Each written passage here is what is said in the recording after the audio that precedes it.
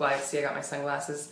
Hey there. So today is day 4 of vibration lifters. It's going to be a really quick scope, but I'm excited because I think this is a really important thing to talk about. You are at 10 days of overcoming upper limits with 10 vibration lifters. It's day 4, and what I'm going to share with you today are, well, basically this vibration lifter is an ass kick into high vibe with some really fantastic questions, okay? So because 85% of the entrepreneurial game is all about mindset, and really the game of life is all about that, I wanted to do 10 days of overcoming your upper limits with high vibration lifting practices that you can use, simple things every day. An upper limit, if you don't know what an upper limit is, it's a self-imposed limit that we mentally put on ourselves to sabotage our success. If you don't know what a vibration lifter is something you can do to overcome those feelings of fear and doubt and really access your true potential. And you can have all different kinds of vibration lifters that help get you into that place. So that's what we're going into today. Okay, so the 4th vibration lifter today is called an ass kick into high vibe with quite a few specific questions. I'm going to share one specific question. The first few days of raising your vibe have really been about, like yesterday I read my beliefs, before that it was a gratitude bask where you read gratitudes and you bask in them. Today is going to be a little bit different. This one's about an ass kick into high vibe, because I truly believe that you do want to follow your desires and you want to follow what feels great. But other times, you might notice that even when something really is going to lead you to a higher place, it doesn't always feel great to do it. For instance, here's a great example. Have you ever known that you would feel better after you worked out, but you didn't want to do it? So you kind of just put a lot of effort into forcing yourself to do it, but then you did feel better afterward. That's kind of the ass kick into high vibe, and we all need it, because if we all only did what felt good and then we didn't when anything got hard, we wouldn't be the kind of people who have incredible success, all right? So this is the ass kick into high vibe. So what the ass kick into high vibe is it's questions that give you clarity about whether you're just being a pansy ass or whether you're really truly going after your full potential.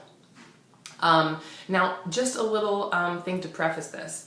For these ass kick questions into high vibe, they are not going to work if you are someone who has a pattern of making like a lot of desires or saying, I want this, I want that, but you have like a million things going on at once and you're not really focused on one thing. If you have a pattern of having bright shiny object syndrome, that kind of thing, or if you have a pattern of making desires that are just like so huge, but you're not willing to do the work it takes to actually become the person who could handle receiving those desires, and you're always making huge desires and never hitting them over and over again, these questions will call you out on your shit for sure. And you gotta realize that they really work best when you're talking about a true desire. That means that you got your shit together, you're really grounded in it, and you know that if you put everything into it and focus in as a successful online entrepreneur would, that you can get there. But if you're sitting there and you're kind of throwing out these ego desires that would just be really cool and impress people, you're going to really quickly get called on your bullshit with these questions, which I think is a great thing because I've been there before. So the first vibration lifter ass kick question, because this is a question that really kicks your ass and makes you think like, hey, what's really important to me? What are actually my priorities, right? So the question that I asked myself about 2 weeks ago was, hey, Mel, this sounds dramatic, but I don't care because I'm kind of intense sometimes and it helps me get to the root of what really matters to me. If I only had until January 1st of 2017 to live on this earth, like how big would I play with the ideas that are right in front of me and with my business? And I thought about that and I was like, ooh, because here's what's happening. I have a live event, hold on, AC. I have a live event that's coming up in October. Some of you may know I've kind of made an announcement about it, right? And the live event will be like the first live event that I've done in New York. It's going to be epic, all these things really exciting. Well, just so you know, that's not the only big thing that's coming up in the fall. There's many other things that are going on. So it's not like this live event is like my only big thing. I have big plans for the fall, huge stuff going on in January, so adding this live event was not only just a first, but it's a lot of firsts and it's a lot to take on at once.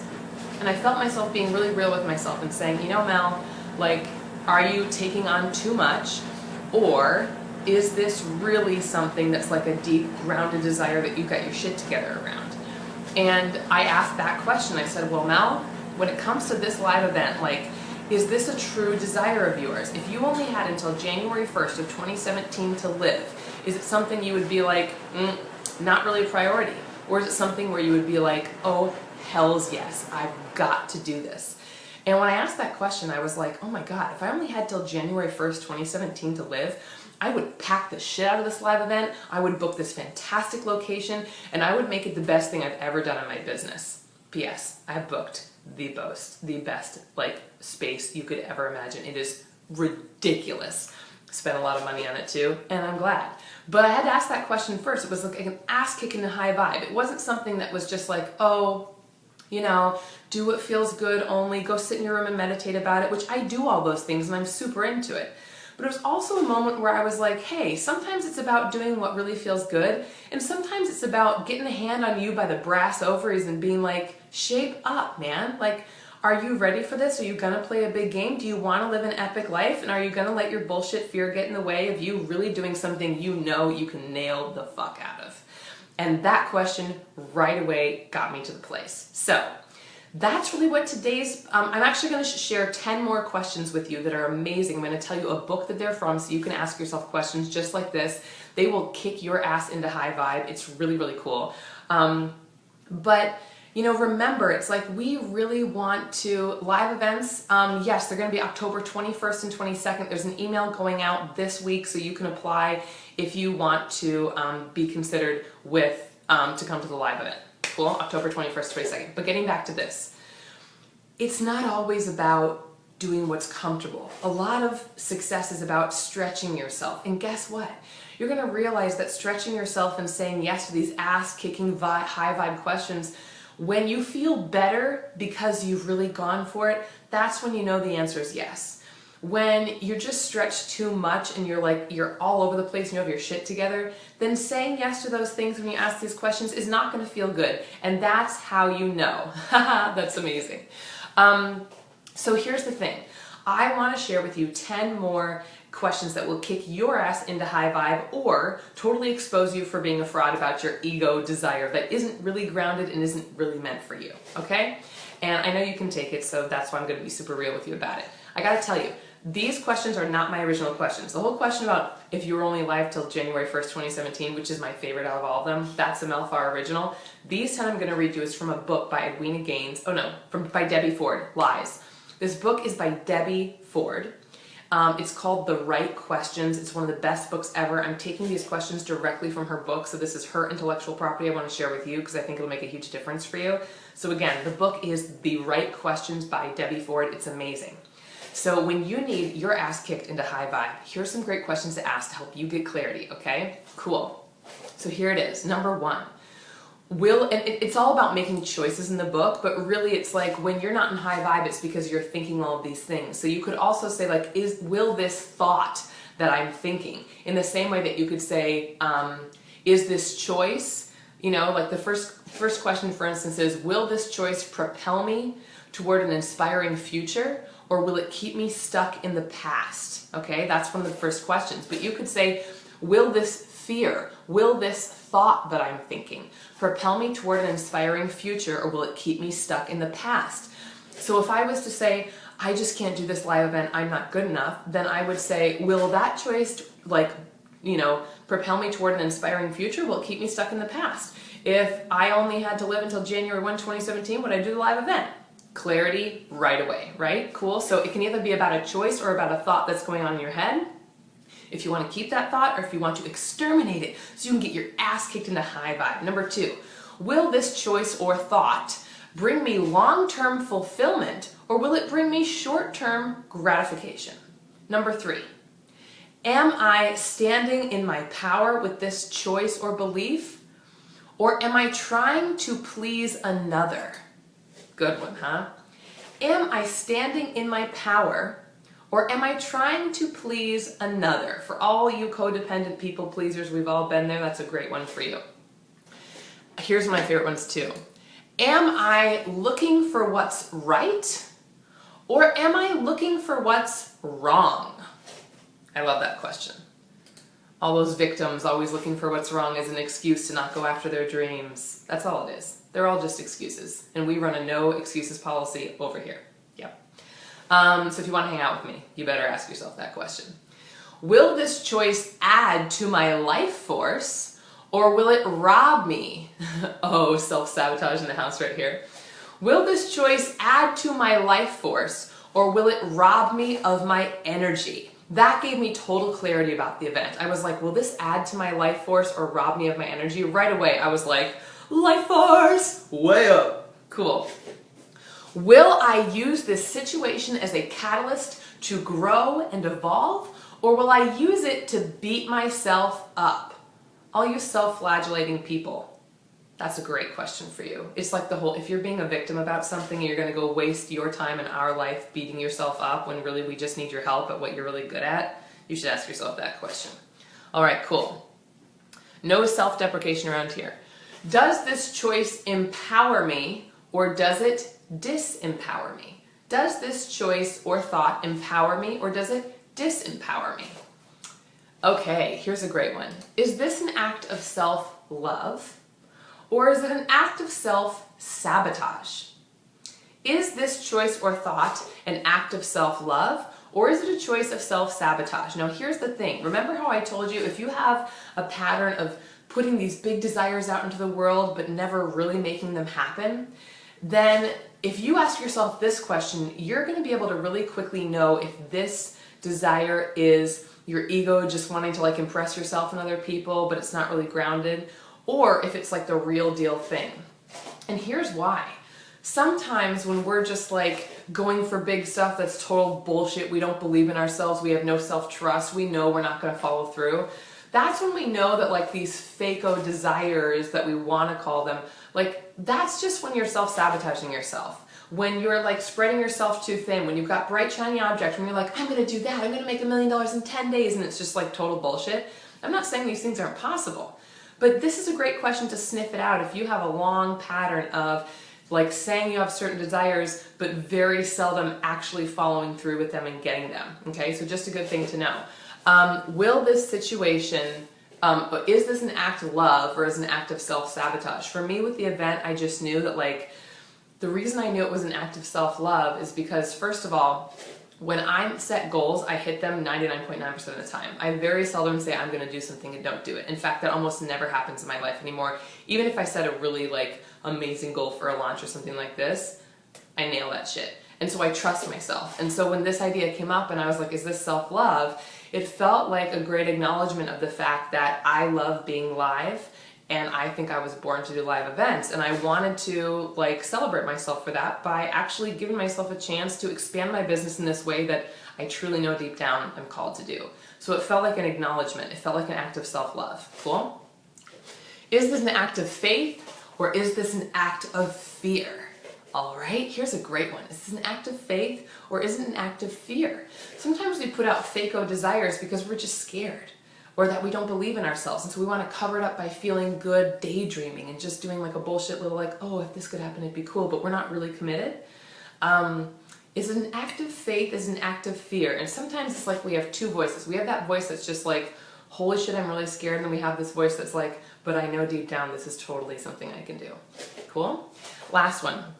Am I choosing from my divinity, or am I choosing from my humanity? Isn't that a great question? I think this question really reminds me of how amazingly the world works. How the world really is, and the universe is this truly magical place that's always on our side and helping us out. And I think when we start thinking we have to do it all on our own all the time, that's when we forget that we're making all of our choices from our humanity instead of our divinity. So, I'm going to recap really quick for day 4. This is day 4 of overcoming your upper limits with 10 vibration lifters. Today's vibration lifter is not about, you know, cozy gratitude basks, although that is very important. This is kind of the other side of the coin. This is when you need a big ass kicked into your high vibe place to remember what you're really about, what's really important, and to expose yourself for any fraudulent fears that have been going on that you're ready to kick to the curb. The question I made up that I want you to ask about what you're doing in your life and how you're going for and who you're being is, if you were only going to live until January 1st, 2017, how would you go about your desires differently? Or are you really going about your desires in the way you want to?